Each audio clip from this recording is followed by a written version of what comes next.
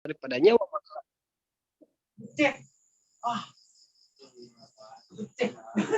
maka kita sudah mati, Pak, gitu. Oke, lanjut yang kedua, Pak. Ini mengenai jin ya, Pak ya. Ini gimana ya? Udah clear nih. Ya udah fair, Pak. Oke, lanjut ke sesi yang kedua, yaitu jin. Menurut kalau di Alkitab ya, kalau jin itu di Alkitab ada di dalam Imamat pasal yang ke-11 ayat 17, yaitu jin itu merujuk kepada dewa-dewa berhala. Itu ada dalam Alkitab. Oke, saya akan tunjukkan dulu ya. Imamat, sebentar. Oke.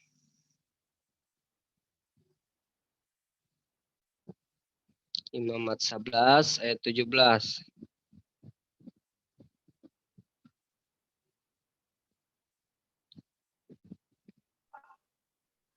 Haleluya. Waduh, notif banyak banget, Bang. Haleluya. Gimana, Pak?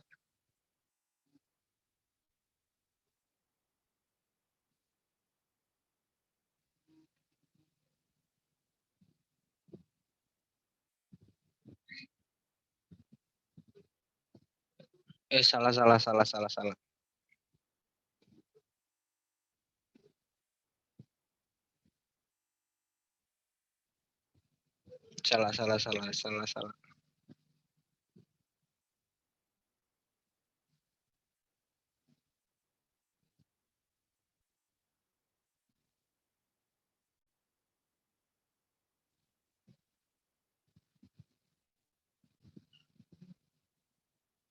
Ini.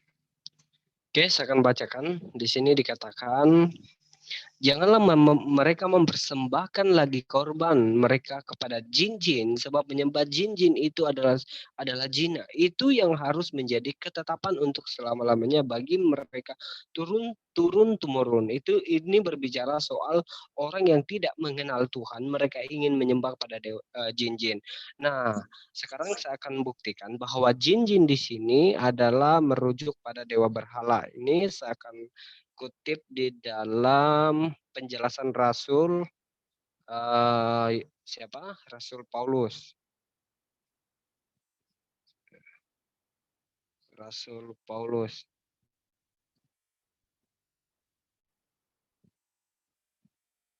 Berarti ayat Imamat tadi tuh saya melihatnya kritik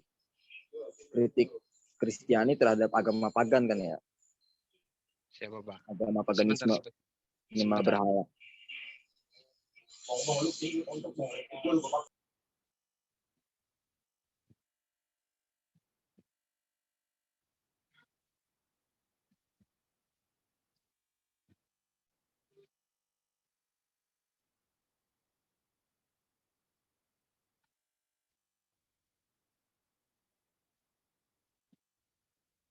Yang apa, Pak?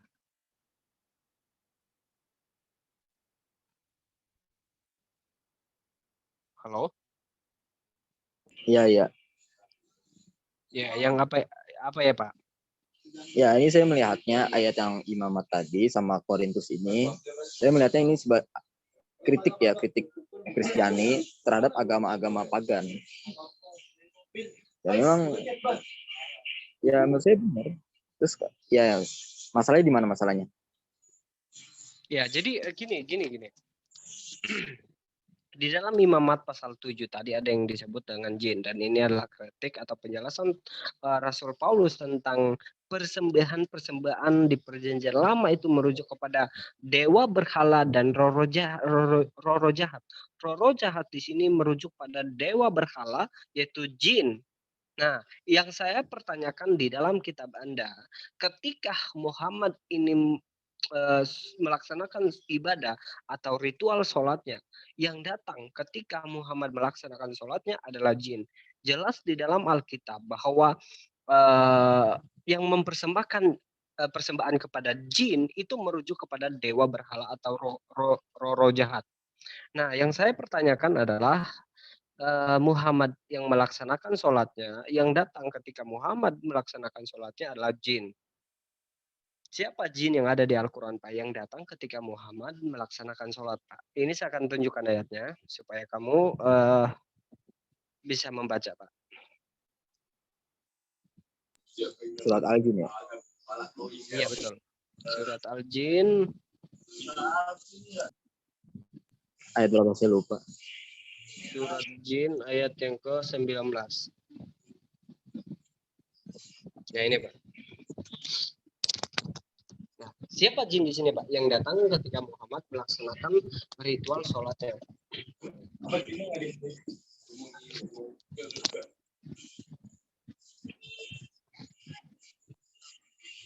Silakan Pak, silakan. Ya, oke. Yang dimaksud dalam Alkitab itu saya membenarkan. Itu adalah jin-jin jahat, roh-roh jahat. Atau misalnya bisa disebut juga iblis, bisa disebut juga setan, bisa disebut. Kadang setan juga kalau di agama Yahudi itu masih bersifat, ya, jin juga bisa setan, manusia juga bisa setan. Nah, ini ada, saya mengartikannya lebih ke jin jahat dan jin baik di alam gaib ini. Ada jin jahat dan jin baik. Yang dimaksud dengan Alkitab itu adalah jin jahat, ya, roh-roh jahat atau jin-jin jahat. Nah, sementara yang dimaksud dengan surat Al-Jin ayat 19 ya. Dan sesungguhnya ketika hamba Allah yaitu Muhammad berdiri menyembahnya, melaksanakan sholat, mereka para jin-jin itu berdesakan mengurumuninya.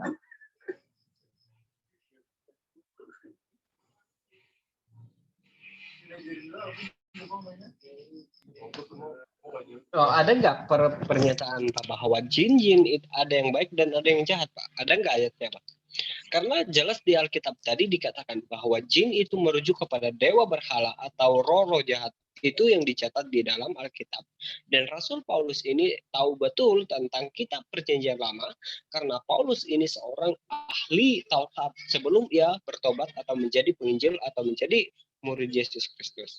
Paulus ini yang diubahkan oleh Tuhan Yesus. Dan ia yang mengkritiki dalam kitab perjanjian lama tadi bicara soal jin itu merujuk pada roh-roh jahat atau dewa berhala. Nah, yang sekarang saya tanyakan ke aku, ada nggak pernyataan di kitab Anda ada yang namanya roh jin yang baik dan yang jahat? Ya, di dalam Al-Quran dijelaskan, kami menciptakan jin dan manusia. Kami tidak menciptakan jin dan manusia kecuali untuk beribadah kepada Allah. Saya lupa tuh surat berapa, ayat berapa, bentar saya cari dulu.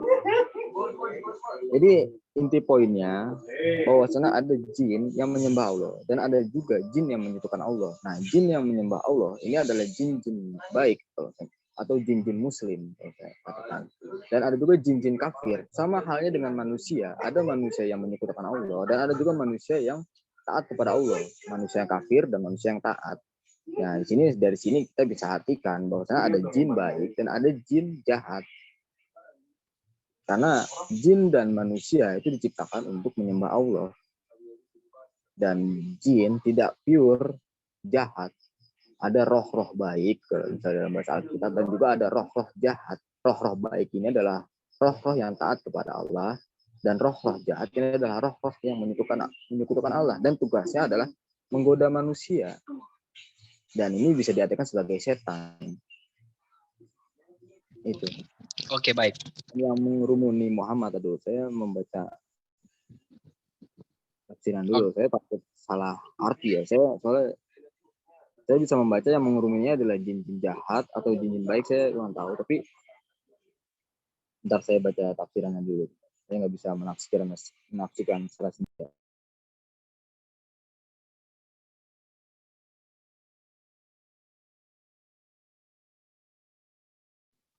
Oke, baik. Sudah selesai, Pak?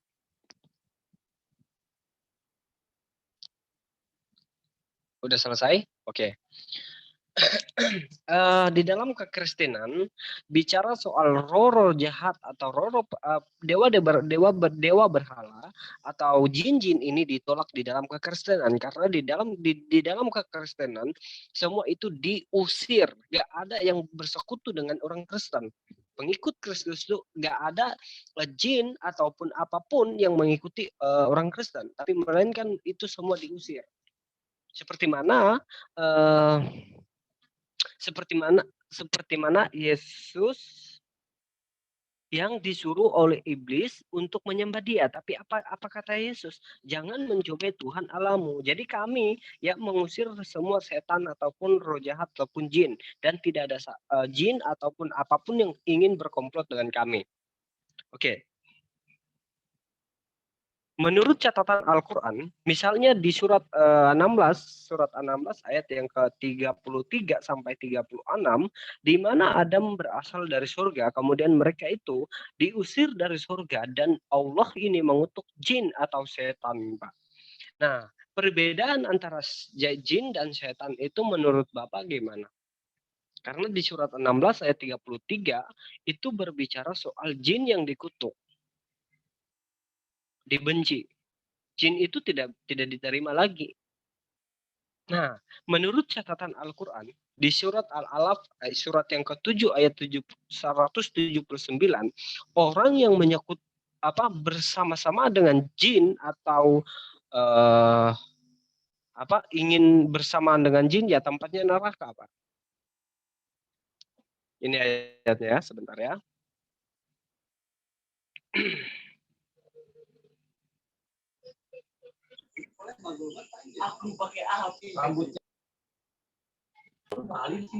Ya, saya perbedaan jin dengan setan kalau dalam Islam.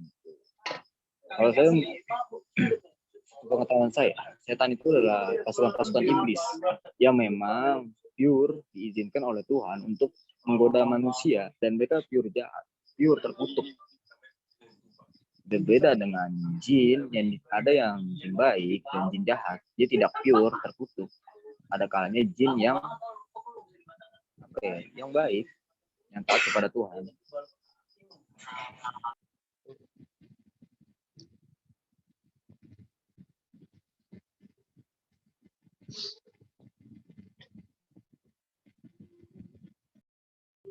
Ya, itu di screen sangat jelas ayatnya. Di sini jelas dikatakan bahwa orang yang mau menyekutukan dengan jin, ya tempatnya neraka, Pak. Di sini. Jadi di ayat 72 surat Al-Jin ayat 19, di situ adalah ketika Muhammad dilihat oleh jin-jin. Jin itu datang menggurui Muhammad. Jin itu memberikan penghormatan kepada Muhammad sebagai rajanya. Itu penjelasannya di surat Jin tadi, Pak.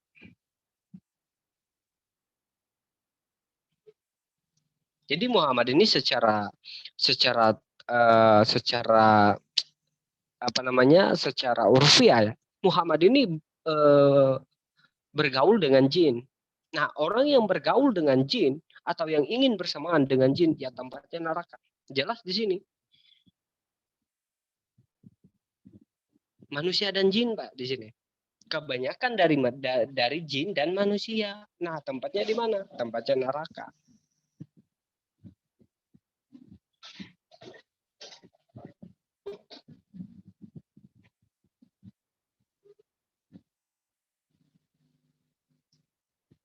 Coba mana yang bersama dengan jin? Memang manusia dan jin dimasukkan kepada neraka. Manusia yang tidak taat akan masuk neraka, jin yang tidak taat akan masuk ke dalam neraka. Mereka bersama-sama. Dan menurut saya tidak salah jika manusia bergaul dengan jin asal tidak menyekutukan Tuhan. Ya, di ayat itu, Pak, di ayat yang tadi yang saya tampilkan, itu tidak berbicara soal ketaatan antara manusia dan jin, tetapi yang dinyatakan di ayat itu, orang yang mau berdekatan dengan jin tempatnya neraka. Karena jin itu tempatnya bukan di surga, tapi tempatnya adalah neraka, menurut ayat yang tadi. Coba tadi ayat berapa biar kita bongkar ya. Ya, surat 7 Al-Alaq ayat yang ke-179. Nah, sedangkan di surat 72 Al-Jin tadi, surat Al-Jin ayat yang ke-19 itu sangat jelas bahwa Muhammad ini sebagai rajanya jin. Karena kalau kita baca di ayat pertamanya, jin itu datang ketika mendengar bacaan Al-Quran, jin ini ingin beriman kepada Al-Quran dan Allah. Di sini saya nggak melihat ya, jika manusia berhubungan dengan jin dia akan masuk neraka. Yang ada akan kami isi neraka jahanam banyak dari kalangan jin dan manusia. Jin dan manusia memang masuk neraka. Sebagian jin dan sebagian manusia akan masuk neraka. Yaitu jin dan manusia yang tidak taat. Itu sudah jelas kan, kalau orang yang nggak taat itu akan masuk neraka. Banyak juga ayat-ayatnya. Yang berhubungan mana? Yang berhubungan manusia yang berhubungan dengan jin akan masuk neraka mana? Yang memiliki hubungan gitu. Nah, kan jelas ayat itu, Pak. Jin dan manusia. Iya, jin dan manusia kan. Nah, dari permulaan di sini, Pak, di surat 72 ayat 19 ini sangat jelas bahwa ada perhubungan antara Muhammad dengan jin. Ketika Muhammad melaksanakan ritual ibadahnya atau sholatnya, jin-jin ini datang menggurumuninya Muhammad. Mendesak menggurumuninya. Ini artinya di sini ada hubungan antara Muhammad dengan jin. Kenapa? Karena ini kan sangat penting ini, Pak. Kepentingannya apa? Ketika Muhammad melaksanakan ritual sholatnya, Pak, yang datang adalah jin. Ayat mana coba? Jika manusia berhubungan dengan jin, dia akan masuk neraka. Nah, itu kan tadi, ya, Pak. Bukan menyekutukan Tuhan ya, berhubungan. Itu kan kalau di sini kan akan kami izin neraka jahanam. Iya, jin dengan manusia kan? Jin dan manusia. Jin dan manusia. Iya, tempatnya neraka kan? Iya. Bukan manusia yang berhubungan dengan jin dong. Ini perdekatan antara manusia dengan jin atau yang mau berdekatan dengan jin, nah tempatnya ke neraka. Nah, menurut keterangan Al-Quran, orang yang terdekat dengan jin adalah Muhammad. Bukain ya. Iya, gini. Iya. Akan kami isi neraka jahanam banyak dari kalangan jin dan manusia. Maksudnya di sini adalah manusia dan jin itu masuk neraka jika mereka menyekutukan Tuhan. Yang masuk neraka itu adalah jin dan manusia yang menyekutukan Tuhan, mengingkar terhadap Tuhan. Jin dan manusia itu bisa ingkar terhadap Tuhan. Jadi kolerasinya bukan manusia berhubungan dengan jin, tapi jin dan manusia itu posisinya sama-sama bisa masuk surga, sama-sama bisa neraka, sama-sama beribadah, sama-sama bisa menyekutukan Tuhan. Nah, jika hubungan, dan menurut saya jin dan manusia jika memiliki hubungan itu tidak ada masalahnya, sama kayak King Solomon atau Raja Sulaiman, mereka juga punya hubungan dengan jin. Dan apakah Raja Sulaiman itu masuk neraka? Tidak.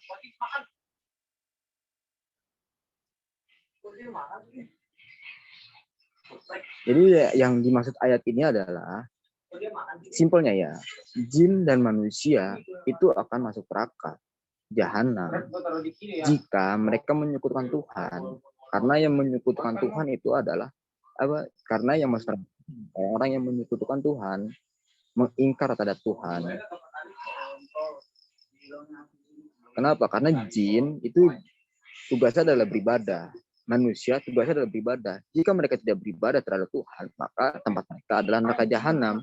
Jadi ini adalah kolerasi, kesamaan jin dan manusia, bukan manusia berhubungan dengan jin.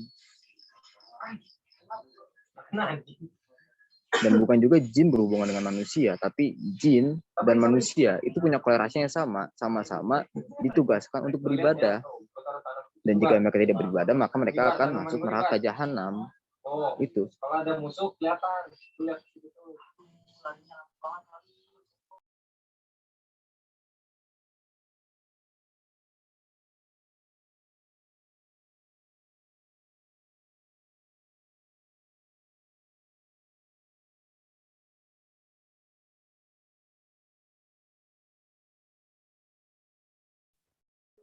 Halo? Ya, halo. Ulama kemana ulama? Ulama? Udah bahas jinnya.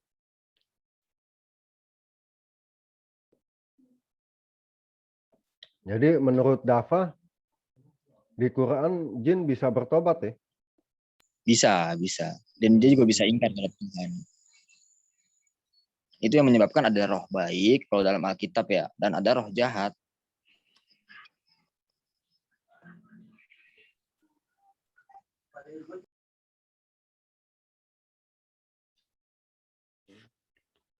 Jin sama malaikat beda.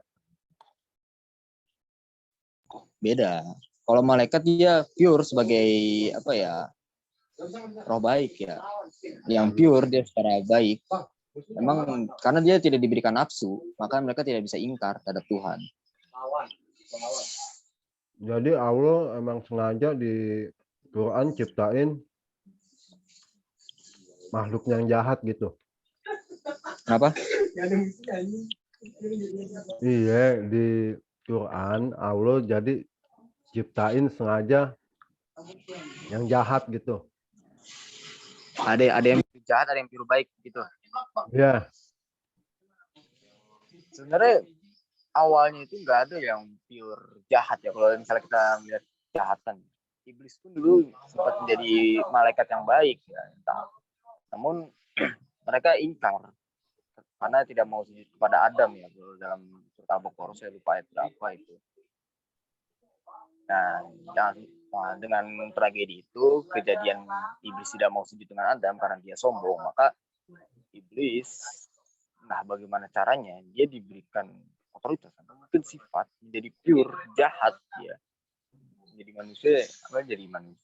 makhluk yang memang tugasnya pure untuk menyesatkan manusia, menggoyahkan iman manusia, iblis dan para pasuknya ya, setan-setan itu. Jadi yang menyesatkan bukannya jin ya, setan ya. Kalau ada juga jin yang menyesatkan, yaitu jin kafir. Nah, jadi ketika jin berhubungan dengan manusia, jin jahat ketika dia bisa diberikan otoritas oleh Tuhan, diizinkan oleh Tuhan untuk menyesatkan manusia, ada juga jin yang menyesatkan manusia. Dan ada juga manusia yang diberikan otoritas Tuhan, seperti kayak misalnya ada juga yang dia diberikan hubungan untuk mempengaruhi jin untuk agar itu masuk atau taat kepada Tuhan. Ada juga, dan ada juga jin yang mempengaruhi manusia, tapi itu nggak bisa secara langsung ya, ada kayak spesial gitu, khusus gitu, jin-jin yang kalau bahasanya punya ilmu lah gitu lah, dan manusia punya ilmu lah gitu, yang bisa mempengaruhi alam gaib. Seperti misalnya kayak ada juga kasus orang mengislamkan jin, atau juga ada jin yang mengkafirkan orang, ada juga. Oh, jadi manusia bisa mengislamkan jin. Iya, ada kasus seperti itu. Oh, ada. Baru tahu saya. Ya, Jadi itu jin punya pasukan sendiri, iblis. bagaimana caranya itu, tapi kasusnya ada. Iya, Dan jadi kurang ini. Jadi jin punya pasukan sendiri, setan punya pasukan sendiri gitu. Ya, tapi kalau Terus, ya dalam Islam, kalau dalam agama Yahudi kan setan itu cuma kata sifat ya, sifat seseorang yang bejat, dan sifat roh yang bejat itu dikatakan setan. Kalau di agama Yahudi saudara ya. Tapi kalau dalam Islam, ya setan itu pasukan sendiri, dia adalah pasukan iblis, para utusan iblis untuk menyesatkan manusia. kalau jin, Kenapa? jin apa tuh? Nah, jin juga ada yang bisa mempengaruhi manusia, tapi nggak semua jin. Sama seperti manusia mempengaruhi jin, nggak semua manusia bisa mempengaruhi jin. Gitu. Kolerasinya seperti itu sih. Dan saya kalau di YouTube sih kurang ini sih, belum percaya ya. Tapi ada kasusnya, saya nggak tahu gimana kasusnya. Manusia bisa mempengaruhi jin. Seperti kayak kisah Nabi Sulaiman, itu salah satu contoh manusia yang bisa mempengaruhi jin.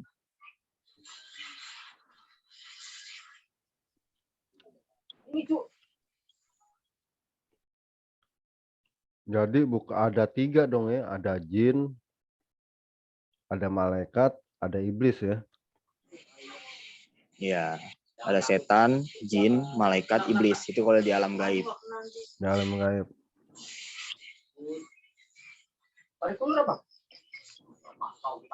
Nah, saya juga kayaknya saya nggak melihat ada makhluk yang hakikatnya dari awal memang diciptakan untuk jahat. Karena karena iblis pun hakikatnya dia awalnya baik, tapi entah dalam tragedi dia dalam sujud sombong, nggak mau sujud beradab, dia langsung memiliki sifat pure jahat dan bersama pasukannya juga, yaitu setan-setan itu.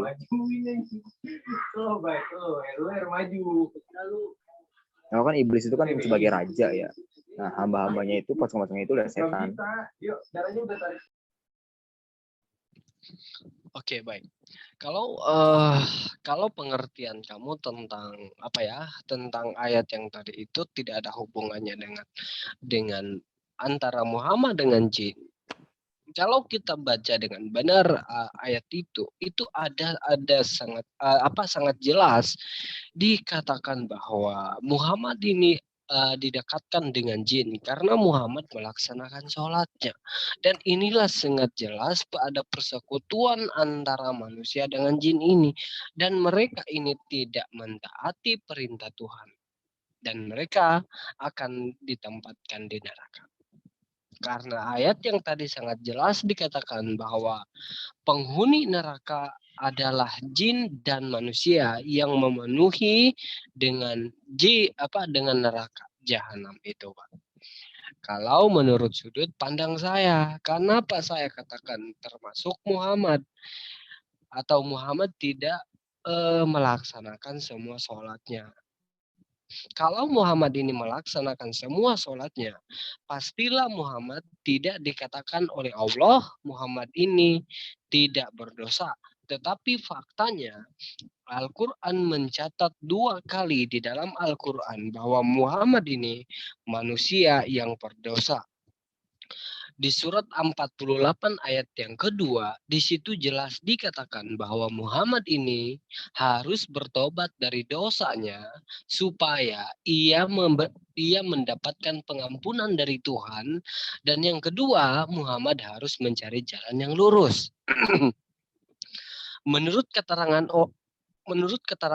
Al-Quran, orang yang berdosa itu tempatnya di neraka.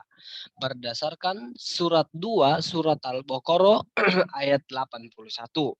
Setiap orang yang berdosa tempatnya di neraka. Tidak ada tawar-menawar, orang yang berdosa sekali neraka tetap neraka. Seperti Muhammad ini, menurut surat 48 ayat yang kedua, Muhammad ini manusia yang berdosa dan dia harus mencari jalan yang lurus. Satu, yang kedua, di surat Muhammad, surat 47 ayat ke-9, juga dikatakan bahwa Muhammad itu adalah manusia yang berdosa. Di surat Al-Baqarah ayat 81 dikatakan bahwa orang yang berdosa tempatnya di neraka. Dan tidak ada pernyataan di Al-Quran bahwa orang non-Islam itu berdosa. Melainkan orang non-Islam itu beriman kepada Allah. Berdasarkan Al-Quran itu sendiri. Bukan berasal dari ucapan saya, tetapi berdasarkan Al-Quran. Di surat Al-Baqarah ayat 62 jelas dikatakan bahwa orang non-Islam itu yang beriman kepada Allah pada hari kemudian. Dengan kata lain, yang sampai matinya mereka beriman dan mereka itu gak ada keraguan. Juga di surat Al-Maidah, surat yang kelima ayat 69.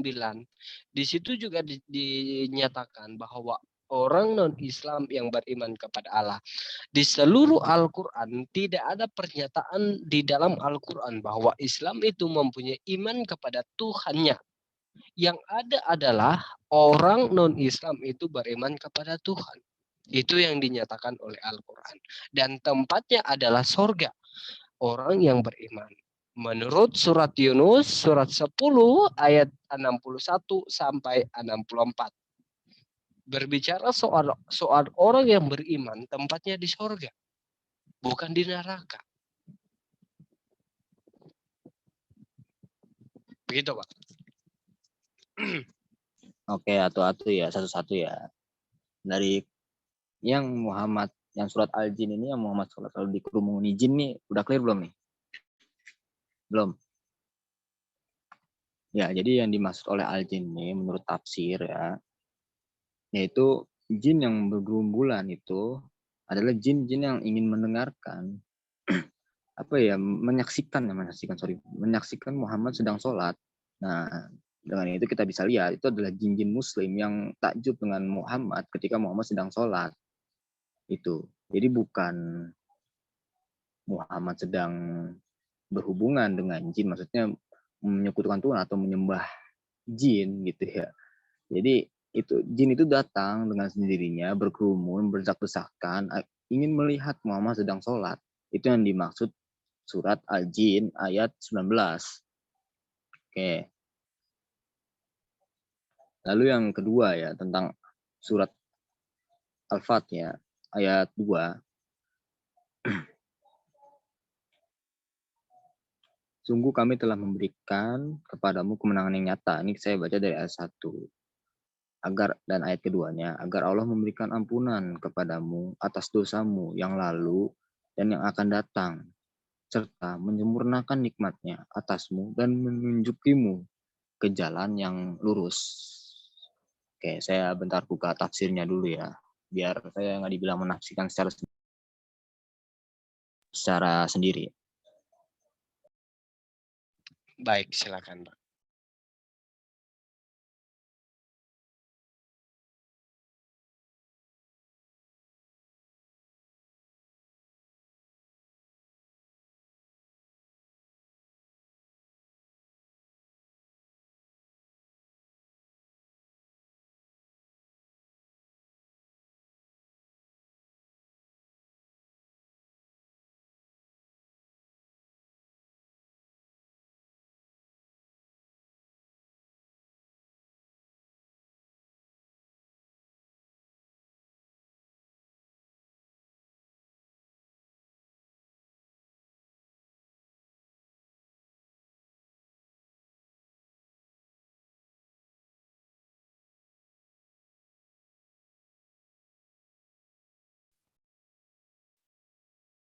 Oh, Dava lagi cari apa?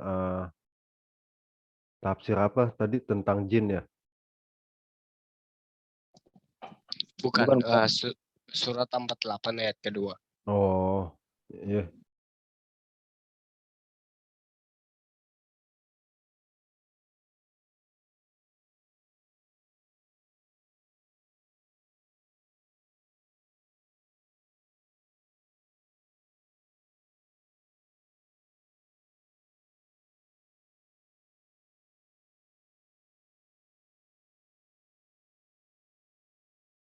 Ini direkam ya?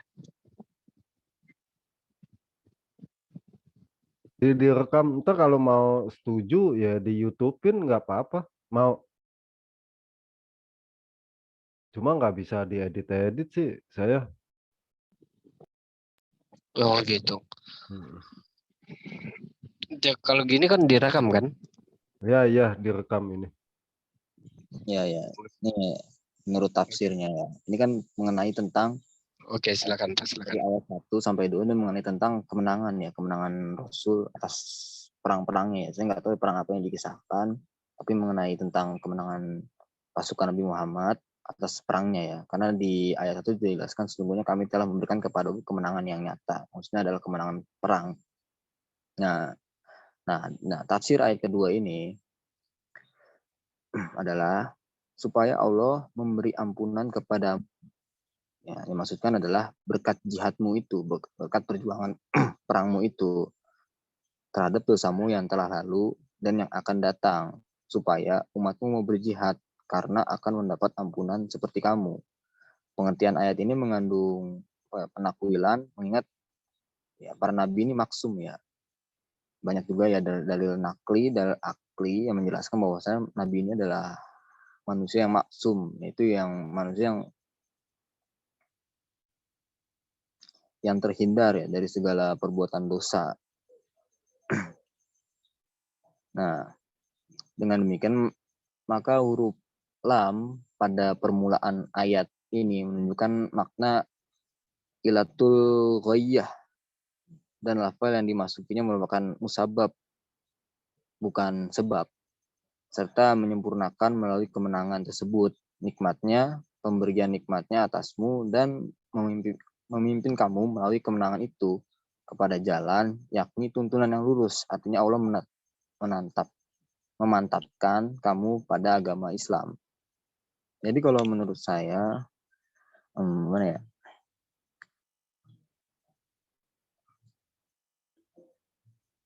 Ya, ini dijelaskan kepada umat-umat Nabi Muhammad juga ya, bahwasannya jihad itu adalah suatu pengampunan dosa yang telah lalu dan yang akan datang. Itu yang dimaksudnya.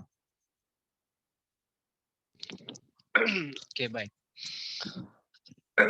Berarti itu turunnya ayat itu ada sebab musabab tentang perang, tentang jihad. Ya, Karena di ayat yang pertama itu ada asbabun nuzulnya, penurunan ayat itu ada sebab musababnya. Turunnya ayat itu atau pewahyuannya ayat itu ada sebab musabab. Berarti ini berbicara soal jihad. Berarti kalau ini berbicara soal jihad, maka jihad itu adalah kelakuan yang berdosa. Jadi bagaimana dengan sekarang kebanyakan teman-teman yang dari Muslim melakukan jihad? Kalau itu penjelasan Anda tadi, berarti jihad itu menurut ayat ini adalah menunjukkan orang yang berdosa. Nah, bagaimana yang melakukan jihad sekarang? Gimana Anda menafsirkan jihad itu suatu hal yang berdosa?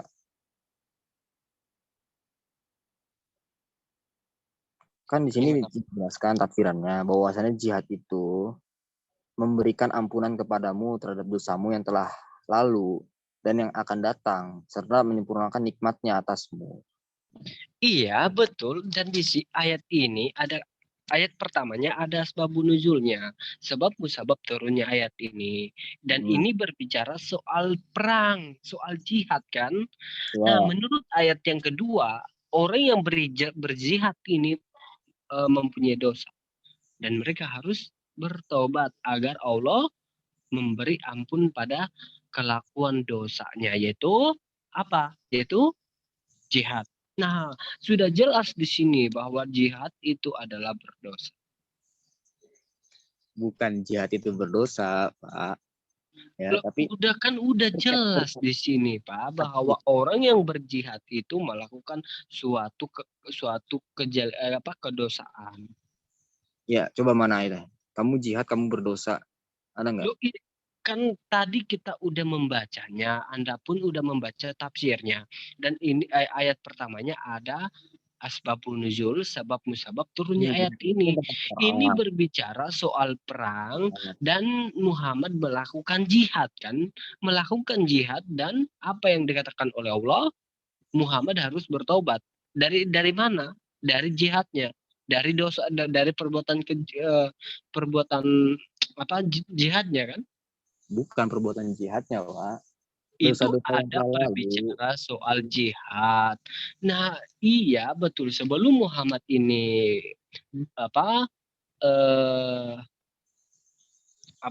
sebelum Muhammad berperang, ya nggak mungkin dia berdosa kan. Setelah ia berperang melakukan jihad, Muhammad ini manusia yang berdosa kan. Enggak, bukan seperti itu. Justru ini menjelaskan tentang manfaat jihad. Manfaat jihad. Ya, manfaat jihad itu adalah dosanya itu diampuni yang lalu, yang sebelum dia jihad nih, dosa-dosa dia yang sebelum jihad, sama dosa yang akan datang nih. Setelah dia jihad, dosa-dosa dia itu diampuni. Itu manfaat jihad, bukan akibat ya, bukan akibat jihad itu menciptakan dosa lalu nanti diberi ampunan. Bukan seperti itu. Dan ini menunjuk kepada umatnya Nabi Muhammad. Nah, Karena kalau terus kita apa mengatakan yang menjadi Muhammad menjadi orang yang berdosa kalau dia tidak melakukan jihad? Apa yang membuat Muhammad berdosa kalau bukan jihad? nggak ada yang dosa dari perbuatan Muhammad, karena Muhammad itu Kalau adalah Muhammad ini tidak berdosa, kenapa Allah berkata demikian? Minta ampun agar dosamu diampuni oleh Allah. Dan Anda harus mencari jalan yang lurus. Kan begitu. ini menuju kepada Mu, umatnya. mu di sini merujuk pada Muhammad. Mu di sini tidak merujuk pada umat, tapi mu di sini merujuk kepada Muhammad. Ampunan atas dosamu, mu di sini merujuk pada Muhammad, tidak merujuk pada umat. Kalau umat yang dibicarakan di sini pasti pernyataannya minta ampun atas dosa mereka. Nah, mereka ini tidak merujuk pada seorang, tapi ini merujuk pada seorang, yaitu mu di sini merujuk pada Muhammad, tidak merujuk ke umatnya Muhammad. Karena tidak dikatakan mereka. Kalau mereka, nah itu baru merujuk pada umatnya. Tapi kalau pernyataan mu itu merujuk pada diri sendiri, pada diri Muhammad sebagai penerima kitab itu. Begitulah, Pak. Oke. Ya. Jika diartikanmu seperti, tapi kan banyak juga dalil-dalil. Ya oke, Anda bisa mengatakan itu kontradiksi. Dalil-dalil yang mengatakan Nabi Muhammad itu adalah maksum, ya, terhindar dari dosa. Namun ayat maksud pengampunan ini, Muhammad pun walaupun orang yang maksum, yang terhindar dari dosa, Muhammad pun meminta ampunan terhadap Tuhan, sering-sering beristighfar, bukan karena dia itu sebagai bukti kalau Muhammad itu nggak sombong. Kalau dia ini orang yang maksum, ya memang dia akun sudah jelas adalah orang yang maksum dari dosa, tapi Muhammad tidak mengklaim dirinya itu terbebas dari dosa. Bahkan karena Muhammad nggak tahu kan, dia ini bakal masuk surga atau neraka. Ayat di sini adalah menerangkan bahwasannya ya agar Muhammad tetap meminta ampunan kepada Tuhan, walaupun mereka adalah orang-orang yang maksum, tetap manusia itu harus meminta ampunan terhadap Tuhan, harus beribadah terhadap Tuhan. Tuh.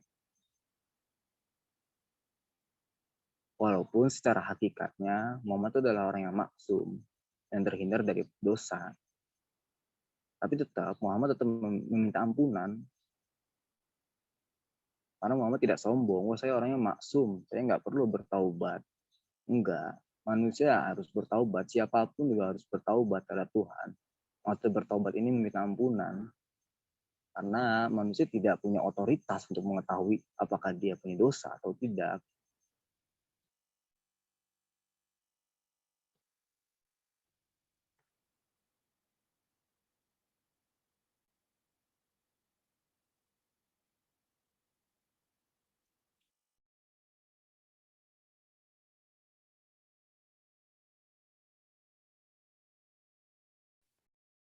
Dava, maksum apa sih itu artinya? Orang yang terhindar dari dosa. Orang yang terhindar dari dosa. Iya. Jadi selama hidupnya Baginda Muhammad itu perbuatannya apa ya? Terhindar dari dosa gitu perbuatannya. Iya. Ya, itu. Karena dia kan maksum ya. Dan begitu pun juga nabi-nabi yang lain. Rasul-rasul yang lain. Seperti Isa, Musa, Daud, Ibrahim. Walaupun secara akal logika Mereka kita itu tidak baik gitu. Iya, maksudnya gini, mereka punya kesalahan, tapi kesalahannya itu tidak membuat mereka mempunyai dosa. Nah, dari kesalahan itulah, karena mereka orang yang tidak terhindar dari kesalahan, semua rasul, semua nabi punya kesalahan. Maka itu mereka memberi ampunan, dan dari ampunan itulah mereka terhindar dari dosa. karena begitu hebatnya lah ya permintaan ampunan mereka itu. Maksudnya seperti itu.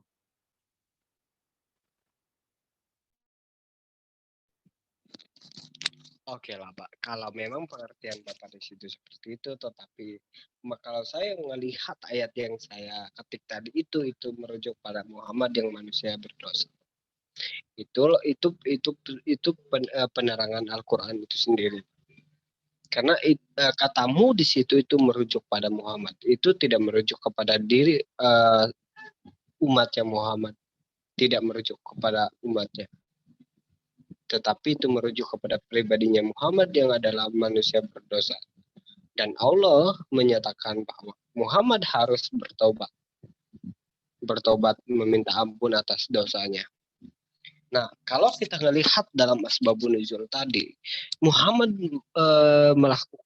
mempunyai dosa karena jihad. Karena itulah Allah menyuruh Muhammad ini meminta ampunan kepada Allah agar dosanya diampuni oleh Allah dan umatnya pun akan diampuni. Dari kemenangannya apa? Dari kemenangannya perang. Itu. Karena itu yang dilakukan oleh Muhammad kan, perang kan, ketika kehidupannya kan. Bukan. Itu sangat jelas di situ Pak. Kemenangan di sini, arti kemenangan di sini pasti ada sesuatu yang dikerjakan oleh Muhammad. Kalau ada kemenangan ini, kemenangan dari apa yang dilakukan Muhammad? Kemenangan jihad. Kemenangan di sini ya memang, iya makanya saya dari tadi ngomong bahwa Muhammad itu berdosa karena jihad. Bukan berdosa karena jihad. Kan itu adalah manfaat jihad. Itu manfaat jihad. Manfaat jihad adalah diampuni dosanya. Bukan seperti habis jihad, oh saya berdosa. Bukan. Iya, aku paham Pak. Saya bukan orang dari sana, tapi saya dari Malaysia, tapi saya paham Pak. Kalau Muhammad ini tidak melakukan jihad, Muhammad berdosa apa? Iya, tidak berdosa. Maka kalau agar nggak berdosa ya berjihad. Gimana Pak?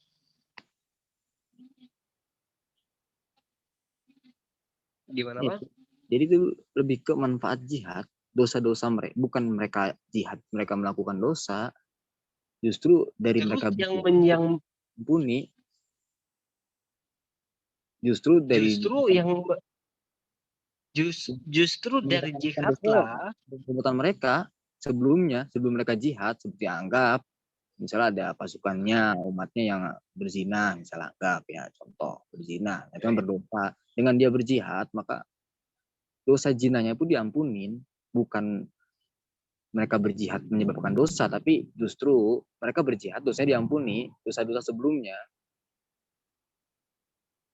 Sebelum ia berjihad, dia manusia berdosa. Sesudah Muhammad berjihad, maka Muhammad diampuni dosa. Begitu maksudnya Pak? Iya. Nah tapi balik lagi, kita balik terus ke Muhammad memenangkan dari apa? Maksudnya kenapa mereka bisa menang? Iya, kemenangannya dari Muhammad ini apa? Manfaat kemenangannya maksudnya? Iya. Apa sebab kemenangannya? Iya. Kan manfaat konteksnya itu bicara soal kemenangan kan? Ya, manfaat dari kemenangannya itu maksudnya gini, mereka telah menang perang, ya kan? Nah, ini kan bicara jihad, bukan bicara setelah dia menang, tapi setelah mereka melakukan jihad. Kan kemenangan itu adalah akhir dari jihad, ya kan? Kemenangan itu adalah akhir dari perang, ya kan? Nah, ketika sebenarnya bukan dari akhir, saat mereka melakukan jihad pun dan mereka tidak lari sampai akhir, ya, maka dosa diampuni. Kalau mereka lari dari jihad pada saat proses perang dia lari, maka itu berdosa. Nah, di sini bicara kemenangan adalah bicara akhir daripada peperangan. Dan Iya, akhir dari betul. peperangan itu menyebabkan jihadnya diterima. Dan jihadnya diterima itu menyebabkan dosanya diampuni. Itu. Oh, jadi kalau nggak melakukan pembunuhan itu berdosa ya, Pak ya? Iya, Jihad kalau itu kan berbunuh, Pak. iya, membunuh orang kafir yang menyerang Islam, bukan menginvasi. Oh, begitu ya, Pak. Oh, enak sekali ajarannya, Pak. Orang membunuh bisa bisa Nggak bisa. diampuni, Pak. Kita terlepas Enak dari sekali doktrin-doktrin ajarannya, ini Pak. ya, doktrin-doktrin radikal ya. Kita nggak Pak, jangan makan tadi. benar-benar, Pak. Itu enak sekali ajarannya, Pak. Ini publik harus dengar, Pak. Siapa? Pak Ion. Ini harus di publik ini ya, bahwa di dalam ajaran mereka paling enak di sisi Allah itu berbunuh, berperang. Iya, Pak, berjuang di jalan Allah. Anda nggak, maksud saya ini kita melepas doktrin-doktrin radikal ya. Kita nggak bisa mengartikan jihad ini sebagai radikal seperti teroris ya, bukan. Kita harus melepas doktrin itu. Pak, apa perbedaan teroris dengan pembunuhan yang jihad itu, Pak? Di dalam jihad itu ada yang namanya Allahu Akbar demi Allah. Kamu mengatasnamakan demi Allah, itulah jihad, Pak. Apa perbedaan dengan teroris, Pak? Nggak bisa disamakan. Emang tindakan teroris Perbedaannya apa, Pak? seperti ISIS itu bisa dibenarkan. Saya sebagai umat Islam juga menyalahkan tindakan mereka dan mereka berdosa dan itu bukan jihad sesungguhnya. Jadi nggak bisa disatukan rata gitu, Pak. Tetapi dalam penyerangan teroris itu kan teriak, Pak. Allahu Akbar, Allahu Akbar. Itu kan bisa Sama klaim. seperti jihad Seperti kan? Jihad juga teriak-teriak Allahu Akbar, Allahu Akbar. Gitu, Pak. nih, sama seperti Perbedaan teroris dengan yang kamu kita komparasi. Kita bandingkan aja ya. Sama seperti kasusnya pendeta di Alexandria, Iskandaria pada abad 300. Kalau nonton film Hipatia, enak sekali, Pak. Enak sekali didengar itu juga publik, Pak. agama Kristen Bahwa pun sebentar, Pak, sebentar. berjihad, Enak agama Kristen sekali. pun Sebentar dulu, menyerang Pak. Sebentar. para fisik. Sebentar dulu.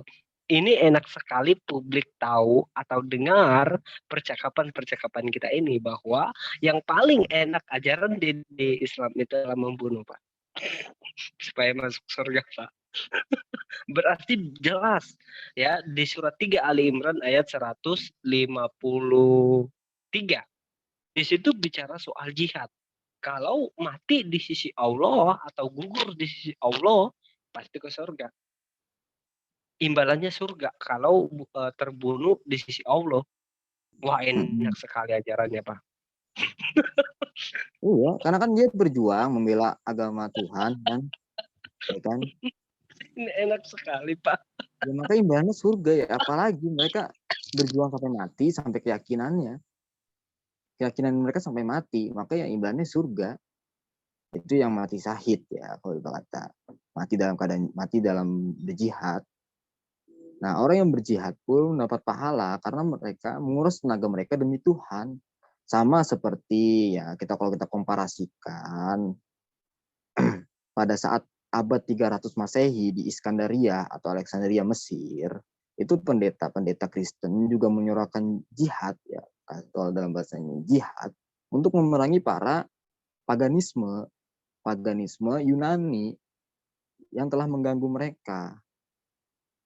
Para filsuf-filsuf pun diserang waktu itu oleh otoritas gereja Kristen sampai mereka menguasai Alexandria, Iskandaria, Mesir pada abad 300 ya, itu sebelum datangnya Islam.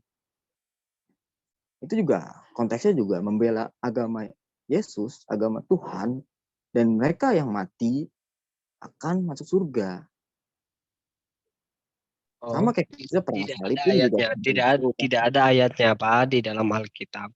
Membunuh itu merupakan nggak tahu kalau pendetanya salah menafsirkan atau bagaimana sih, nggak tahu, tapi kan mereka berkata seperti itu. Sama seperti perang salib contohnya, kita kolerasikan saja. Ya, jadi ketika perang salib ataupun perang Alexandria itu tidak mengatasnamakan Yesus dan tidak mengatasnamakan agama Kristen. ya. Itu tidak ada pengatasan nama terhadap Berarti kekristenan. apa Beda saja? dengan Bukan aja. beda dengan Singkat. beda dengan kamu yang mengatasnamakan agamamu dengan Allahmu. Jadi menurut kamu, agama kamu itu dibela dan Allah kamu itu juga dibela, Pak. Sedangkan di dalam kekristenan Tuhan itu tidak perlu dibela. Nah, menurut keterangan Alkitab, orang yang membunuh itu adalah bapaknya adalah iblis. Yang mempunyai keinginan membunuh adalah iblis, bapaknya adalah iblis. Yohanes 8 ayat 48 dan Yohanes 16 ayat 2.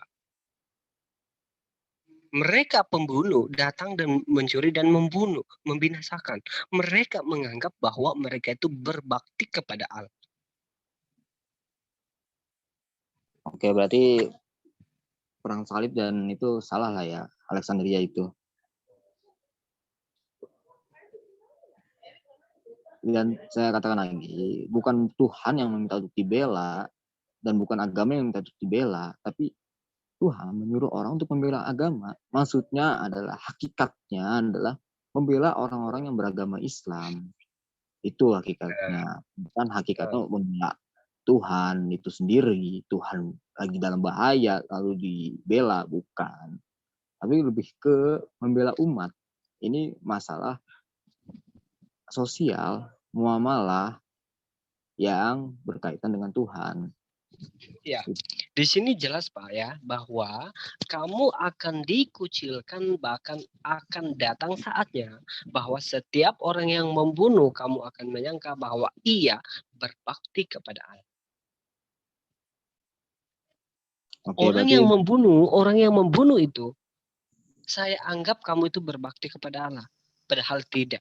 Itu pernyataan Alkitab. berarti Jadi segala perbuatan pembunuhan ini adalah siapa? Kita lihat ya, 48. Perbuatan siapa yang membunuh? Nah, ini iblislah yang menjadi bapakmu dan kamu ingin melakukan keinginan bapakmu. Ia adalah pembunuh manusia sejak semula dan tidak hidup dalam kebenaran, sebab di dalam dia tidak ada kebenaran. Apabila ia berkata dusta, ia berkata atas kehendaknya sendiri, sebab ia adalah pendusta dan bapak segala dusta. Jelas di sini bahwa orang yang membunuh dan membinasakan adalah iblis yang menjadi bapaknya. Jelas, keinginan pembunuhan terhadap sesama manusia adalah keinginan iblis. Jadi sangat jelas di Yohanes 16 ayat yang kedua tadi, kamu menganggap bahwa kamu itu berbakti kepada Allah, tapi ternyata tidak berbakti kepada Allah. berarti oke, berarti kita sepakatin aja, berarti perbuatan pada perang salib dan Alexandria, pada perang Alexandria itu perbuatan salah ya, bukan pernyataan Kita Bapak, tapi harus kena tahu dulu dalam perang Alexandria dengan perang salib itu apakah mengatasnamakan keagamaan atau bagaimana? Karena di dalam keislaman itu ketika berperang yaitu demi membela Islam dan demi membela Allah. Kenapa saya katakan atau tekankan Islam itu membela kepada Allah? Kita lihat dalam peperangannya ataupun dalam jihad atau pertempuran mereka itu teriak-teriak Allahu Akbar, Allahu Akbar. ya, Nah, Allah Akbar itulah itu yang itulah pembelaan Islam kepada Allah. ya, makna Itu Allah Pak. Akbar itu bukan Jadi Allah bukan itu dibela Pak. bukan Allah yang dibela, Ya, terus bukan yang kamu kita teriak-teriak mengatakan Allah itu, itu dan bahaya terus kita bela, bukan. Allah Akbar itu sebagai hakikatnya, filosofisnya itu sebagai dakwah menyatakan bahwa Allah lah yang maha besar, Allah lah yang maha besar, bukan Allah yang sedang dibela, kita sedang bela Allah, bukan. Filosofisnya seperti itu, dan filosofisnya juga maksudnya membela agama Allah itu adalah mempertahankan agama Allah dari segala apa ya, ancaman, maksudnya gimana ya, ini faktor sosial di mana ketika umat-umat muslim sedang terancam maka wajib kita bela, atau ketika umat-umat muslim, sosial muslim sedang diserang, maka kita akan serang balik. Seperti itu filosofisnya. Jadi kita, ya mungkin karena bahasa kita beda, mungkin kadang sulit juga ya mungkin ya. Tapi saya nggak tahu juga, itu asumsi saya saja. Oh, jadi semua penjelasan kamu asumsi semua ya? Bukan asumsi saya. Mungkin kita karena berbeda bahasa mungkin. Oh, saya ngerti Pak, saya ngerti. Saya tidak Oke. nggak ada yang saya nggak ngerti Pak. Karena saya sering kali ngikutin teman saya dari sono Pak. Nah, saya khawatirnya aja seperti itu. Iya, jadi filosofisnya bukan membela Tuhan, tapi lebih ke membela agama Allah, membela ajaran Allah itu sendiri, dan membela umat Muslim yang sedang terancam. Itu filosofis lebih dalamnya lagi, yang sedang terancam dan sedang diserang. Itu filosofis lebih dalamnya lagi, bukan Tuhan dibela. Nah, kayaknya ada kayak ngawur gitu lah Pak. Karena di surat An-Taubah surat 9 ayat 29 itu adalah pemaksaan Pak. Orang yang nggak masuk Islam dibunuh Pak. Itu pemaksaan Pak. Coba Taubah itu apa? 29. Orang yang tidak mengaku Muhammad sebagai nabi itu diperang Pak. Nah itu pemaksaan Pak.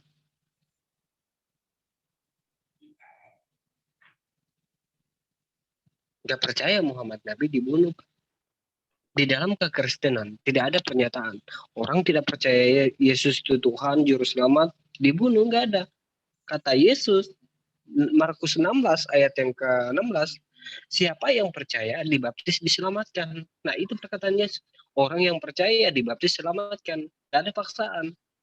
Karena ajaran Yesus dua hukum. Yang pertama dalam perjanjian baru adalah kasihilah Tuhan Allahmu dan kasihilah sesama manusia. Itulah ajaran Yesus Kristus. Sama dengan Rasul Paulus. Rasul Paulus sendiri menyatakan 1 Korintus 13 ayat 13. Yang paling utama dan yang paling besar di dalam kekristenan adalah kasih. Kasih kepada siapa? Kasih kepada Allah dan kasih kepada sesama. Antara pengajaran Yesus dan Rasul Paulus dan juga Yohanes sama ajarannya. 1 Yohanes pasal 4 ayat 16 sampai 24. Ajaran mereka itu sama, yaitu mengasihi semua manusia. Tidak ada pernyataan kamu harus membunuh, kamu harus berperang, menyebarkan ajaran Yesus. Tidak ada pernyataan seperti itu. Mau itu Yesus sendiri, mau itu para rasul, semua ajaran itu sama. Tidak ada pengajarannya harus membunuh. Kalau nggak percaya dibunuh. Nggak ada pernyataan seperti itu Pak. Di dalam kekristenan. Karena di dalam kekristenan itu adalah kasih. Itulah yang pertama dan yang utama. Ya, oke. Kasih kepada Allah dan sesama manusia. Jika pada zaman Nabi Isa atau zaman Yesus tidak ada terjadi peperangan, saya tuh setuju juga. Ya, dalam sejarah kisahnya memang tidak ada peperangan.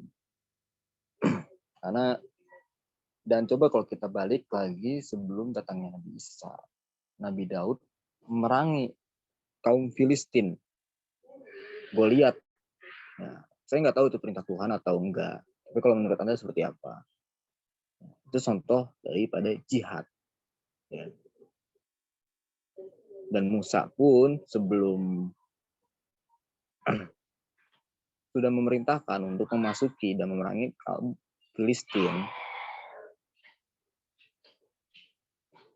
Itu kita lihat sejarah aja, karena cerminan para rasul ya, itu adalah cerminan Tuhan. David memerangi kaum Filistin, memerangi Goliat. Nah itu dalam bentuk apa? Membela apa? Tuh. Apakah karena nafsu atau karena iblis? Jadi kita seharusnya bisa membedakan ya antara membunuh karena nafsu dan membunuh karena terancam. Itu. Dan kalau kita lihat Sirah Nabawiyah, kisah-kisah Nabi, simpelnya aja, bahwasanya pada zaman Madinah pun Muhammad tidak membunuh orang Yahudi, tidak memerangi orang Yahudi. kecuali ada kisah Yahudi itu membunuh orang Islam. Nah, ketika itu ada orang Islam yang membunuh balik dan terjadilah peperangan antara Yahudi dan orang Islam di Madinah. Tapi itu didamaikan kembali oleh Nabi Muhammad, dan Muhammad tidak ikut campur tangan membunuh. Jadi kita harus bedakan juga membunuh secara nafsu dan membunuh karena memang perintah, bukan karena perintah ya. Memang karena untuk pure ikhlas menyerahkan diri kita kepada Tuhan untuk membela umat dan membela agama. Tuh.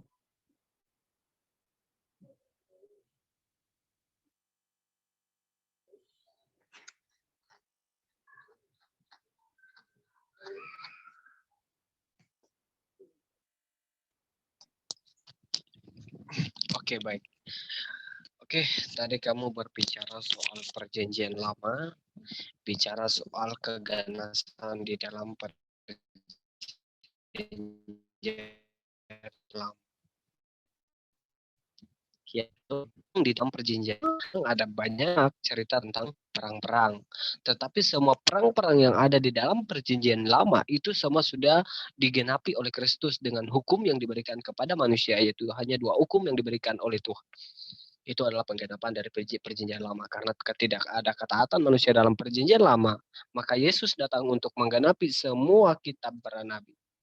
Itulah tujuan Kristus datang ke bumi, untuk menggenapi seluruh kitab perjanjian lama. Tidak ada satupun kitab perjanjian lama yang tidak digenapi oleh Kristus. Karena itulah perjanjian lama itu bukannya orang Kristen tidak menggunakan kitab perjanjian lama, tapi kitab perjanjian lama itu adalah walaupun itu adalah firman Tuhan, tapi itu juga kitab sejarah, yaitu perjanjian lama. Bagaimana generasi pertama yaitu Adam bersama istrinya sampai keturunannya, sampai ke generasi-generasi, sampai turun-temurun sampai kedatangan Mesias. Dan yang paling penting dalam rujukan perjanjian lama bukan soal perang, tetapi yang paling penting yang dirujuk dalam perjanjian lama adalah tentang kedatangan Sang Mesias, di mana Tuhan Allah menubuatkan akan datangnya Mesianik yang lahirnya keturunan dari Ishak, bukan dari Ismail, tapi keturunan lahir dari Ishak.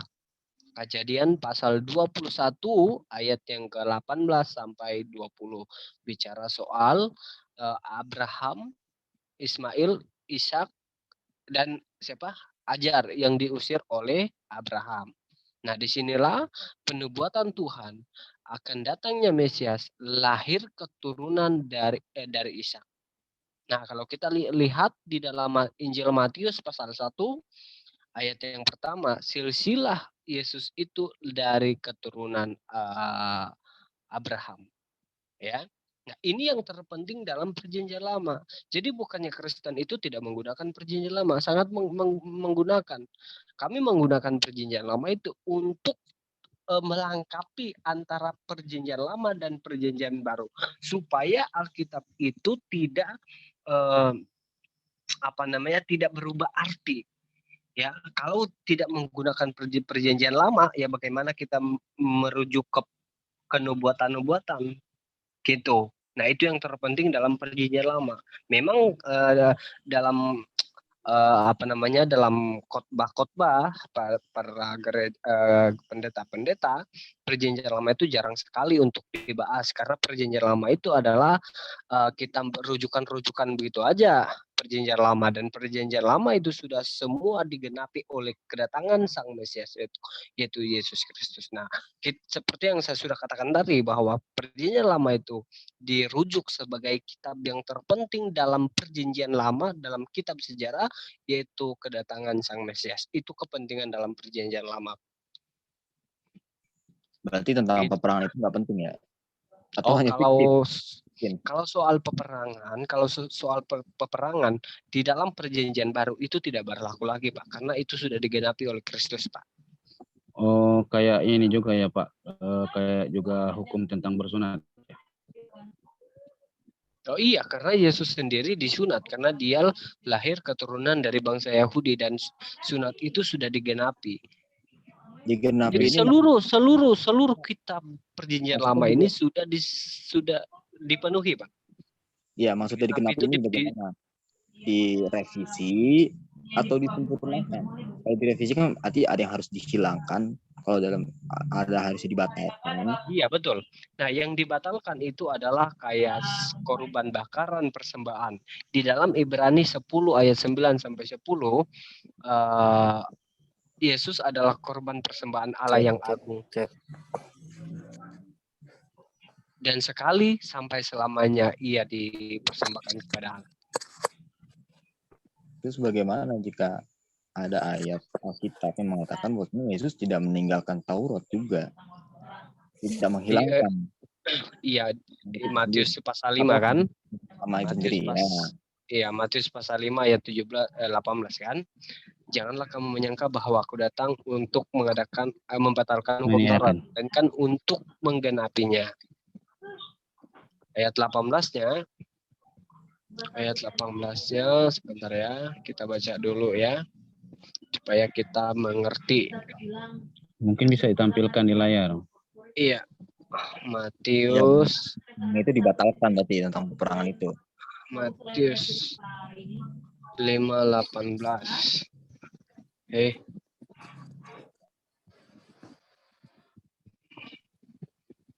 Si Adi ada aja. Mau playing fiktif lagi nih si Adi ini. Oke. Di ayat 18-nya dikatakan, karena aku berkata kepadamu, sesungguhnya selama belum lenyap langit dan bumi ini, satu iota atau satu titik pun tidak akan ditiadakan dari hukum Taurat sebelum semuanya terjadi. Nah, yang paling penting yang harus kita ketahui di sini adalah ini perkataan Yesus sebelum terjadi. Ini perkataannya harus kita ketahui di sini. Gitu. Makanya kalau kita baca Alkitab, jangan kita baca ini selalu orang teman-teman yang dari Muslim ini yang mau dikritik. Satu iota pun tidak akan ditiadakan dari hukum Taurat. Ini yang terus dikritiki.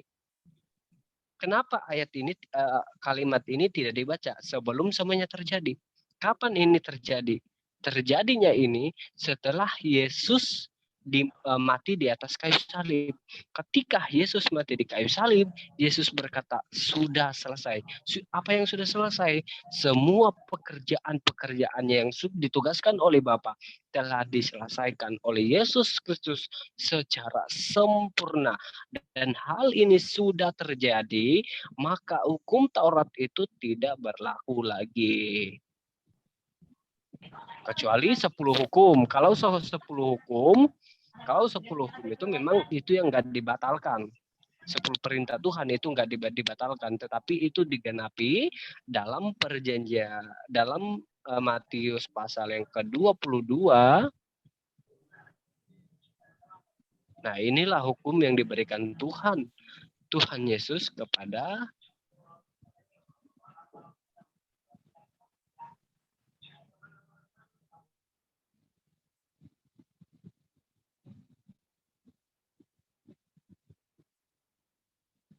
kami. Nah, inilah hukum yang diberikan Tuhan Yesus. Nah, inilah pengganti dari 10 hukum. Kasihilah Tuhan Allahmu dengan segenap hati dan dengan segenap jiwa dan dengan segenap akal budimu. Itulah hukum yang terutama dan yang pertama. Dan hukum yang kedua yang sama dengan itu ialah kasihilah sesamamu manusia seperti dirimu sendiri. Nah, jadi hukum ini adalah penggenapan dari 10 hukum tadi. Di dalam perjanjian lama tadi. Oke, saya setuju. Kalau memang perjanjian lama adalah perjanjian baru menyempurnakan perjanjian lama. Saya setuju itu. Namun apakah kisah peperangan itu filosofisnya tidak diambil? Hikmah-hikmahnya tidak diambil? Apa benar-benar itu nggak penting gitu menurut saya? Kan sudah saya jelaskan tadi, di dalam perjanjian lama itu tidak kayak perang-perang gitu. Itu semua tidak ada perlakuan dalam perjanjian baru dalam kasih Kristus. Itu Karena di zaman secara Kristus, ya, karena di zaman dihilangkan. Kristus itu bukan zaman Taurat lagi, tetapi zaman kasih karunia, zaman kasih anugerah daripada Allah. Gitu. Jadi perjanjian lama kayak perang-perang, nah itu sejarah perjalanan bangsa Israel. Gitu. Ya, apakah filosofisnya nggak diambil gitu? Filosofi yang Ya berarti enggak kan? ya Hikmah-hikmahnya filosofi nggak yang diambil. gimana? Dan memang dibatalkan secara penuh berarti kan kisah-kisah itu. Dan memang nggak harus diikuti. Maksudnya benar-benar nggak boleh diikuti, bukan nggak harus lagi, nggak boleh diikuti gitu. Hikmahnya pun nggak boleh diambil dari kisah itu. Karena Oh iya, dibatalkan secara memang penuh. perjanjian lama itu kayak perang-perang itu tidak usah diikutin, nggak usah teladanin. Satu hal Seperti yang salah. yang tadi saya sudah sampaikan, misalnya yang terpenting dalam perjanjian lama adalah uh, mencari rujukan atau pencarian rujukan tentang kedatangan Sang Mesias. Itu yang terpenting dalam Yang perjanjian paling lama. penting. Bukan soal perang, bukan. Kalau soal perang itu adalah perjalanan bangsa Israel. Ya Gitu. hanya sejarah gitu kan. Iya. Ya berarti memang nggak, ya saya tahu tuh sejarah. Apakah sejarah itu filosofisnya, hikmahnya itu benar dibatalkan dan dilarang untuk diikuti? Ya kan berarti dilarang kan untuk diikuti. Iya, karena kami sudah diberikan perintah baru kepada Tuhan Yesus. Ini ya, ini perintah Yesus yang baru. Penafsiran Ya, berarti sehingga penting yang ada di yes. baru itu diikuti ya kan, dilarang untuk diikuti dan bahkan hikmahnya filosofisnya dilarang untuk diambil ya kan, dan nggak boleh dikolerasikan kan, seperti itu berarti. Ya. Nah, Baru ini perintah baru Tuhan Yesus. Aku memberikan perintah baru kepadamu, yaitu kasihilah, yaitu supaya kamu saling mengasihi. Sama seperti aku telah mengasihi kamu, demikian pula kamu harus saling mengasihi. Dengan demikian, semua orang akan tahu bahwa kamu adalah murid-muridku jikalau kamu saling mengasihi. Jadi mengasihi itu bukan berbunuh-bunuhan, bukan. Tapi mengasihi itu ya, tidak mencerdahkan orang lain. Ya. Nah, itulah perintah Yesus. Tidak lagi merujuk kepada perjanjian lama, yaitu saling bunuh-bunuhan. Ya, oke, baik. Cek. Oh, sudah masuk suara saya. Berarti harus lihat dulu, Bang. Iya, bentar nih. Stop dulu rekamannya.